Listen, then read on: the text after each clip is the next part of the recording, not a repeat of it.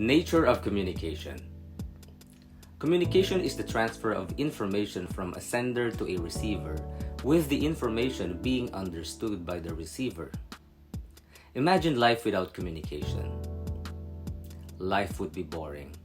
Hindi rin mai-express si Son Goku yung pagiging Super Saiyan niya. Rah! Peace. Hindi mo rin maipapahayag ang pag-ibig mo sa nililigawan mo. Lagi kang magiging torpe.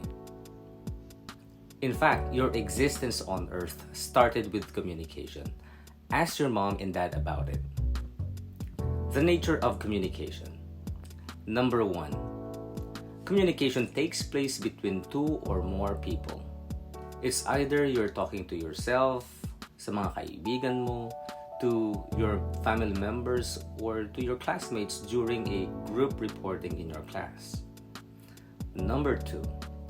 Communication can be expressed verbally or non-verbally. You can convey or share a message verbally, maybe through a letter, chat, face-to-face conversation, virtual conversation using Skype, Google Meet, and more.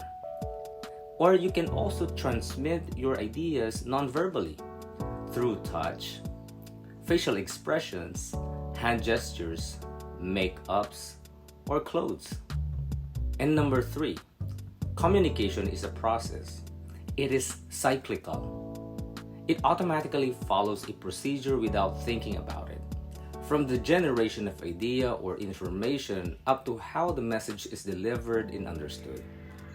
The communication process includes the following elements such as the speaker or sender, encoding, message, receiver, decoding, noise or barrier, feedback, and context. To sum it up, the nature of communication is it takes place between two or more people. It can also be expressed verbally or non-verbally. It is also a process. I hope you've learned something today. Don't forget to click like, share, and follow for more.